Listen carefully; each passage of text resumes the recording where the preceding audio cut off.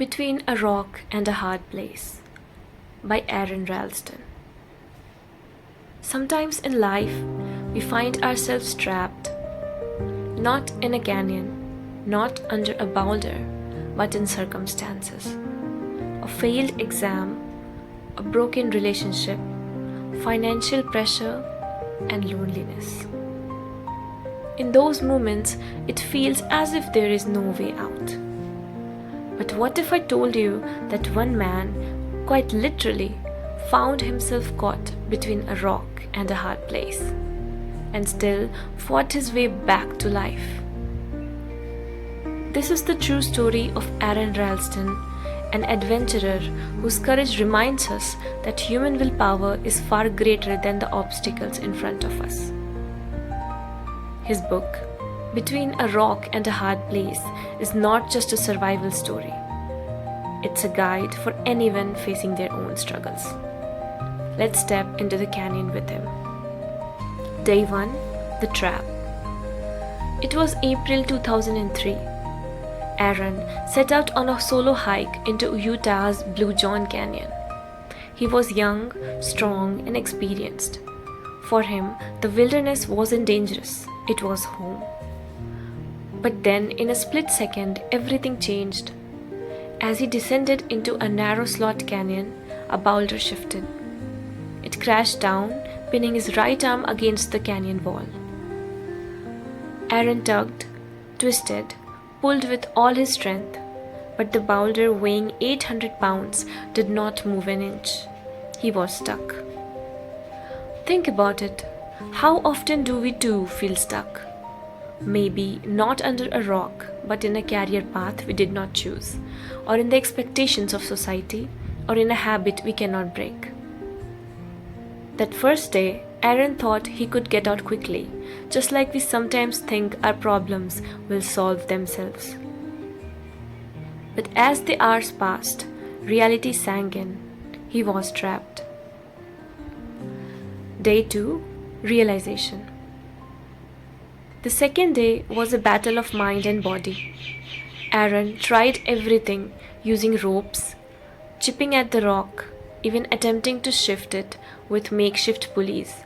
Nothing worked. He had little water, some food, and a cheap multi-tool. That was all. This is where the first lesson comes. Use what you have, not what you wish you had. Many of us delay action waiting for perfect tools, the perfect job opportunity, the best books for exams, the right time to start a business. Aron did not have perfection. He had a dull blade and a bottle of water, but he started with that. As a practical example, a student without expensive coaching can still study consistently with free online resources. A small business owner with no big capital can still begin with what's in his pocket. Starting small is better than not starting at all. Day 3. The Silence of Despair. On the third day, silence began to creep into Aron's heart. He knew no one was coming because he had not told anyone where he was going. The canyon was empty, the desert vast.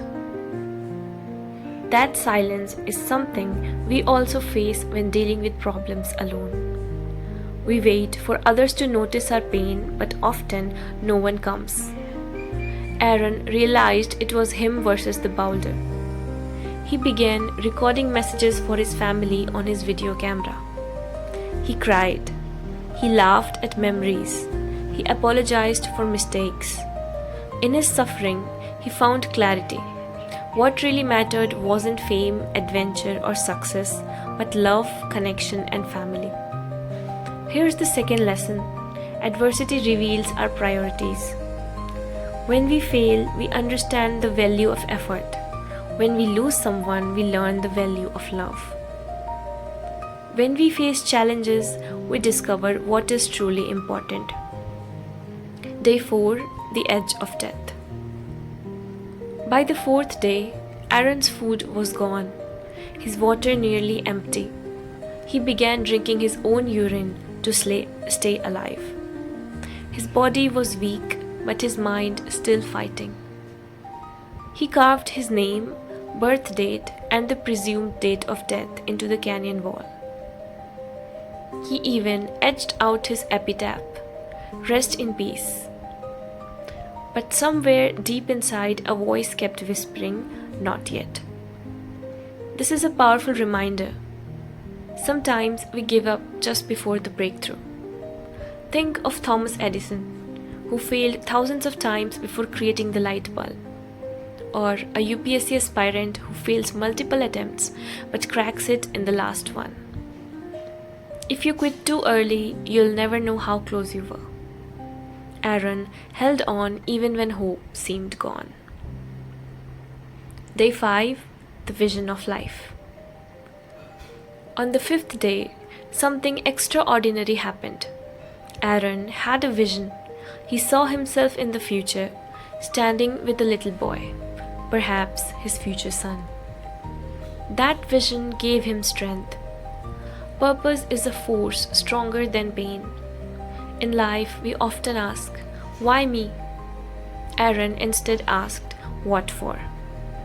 Why should I live? What purpose do I have left?" The answer gave him the courage to do the unthinkable. Here's the third lesson. Find your why. When you have a reason to fight, you can endure almost anything. Day 6. The Decision. On the 6th day, weak and dehydrated, Aron made the choice that would save his life. He realized the only way out was to amputate his trapped arm. With a blunt multi-tool, he began the unimaginable. He broke the bones of his arm and cut through flesh and tendons. The pain was beyond comprehension, yet his will to live was greater. And then he was free. But freedom was not the end. Aron still had to rappel down a 65-foot cliff, trek miles through the desert, and survive until he found other hikers who helped him reach rescue. This is the 4th lesson. Freedom requires sacrifice. Sometimes we must let go of comfort, fear, or even parts of ourselves, our ego, our excuses, to move forward. Aron lost his arm but gained his life. Now let us look at reflections. What is your boulder? Aron Ralston's story is extreme, but it reflects a truth in all our lives. We all face boulders. Some are physical, some emotional, and some invisible. A student may face the boulder of repeated failure. A professional may face the boulder of job loss. A young person may face the boulder of depression or loneliness. Aron's survival shows us: number 1, start with what you have. Number 2, adversity clarifies priorities. Number 3, find your purpose. It will fuel you. Number 4, be ready to sacrifice to gain freedom. Between a rock and a hard place, you might discover your true strength. So when you feel stuck, remember Aron's words: "This rock has been waiting for me my entire life." Maybe your obstacle too is not the end, but the beginning of your transformation. So I ask you, what is your boulder, and more importantly, what will you do to move past it?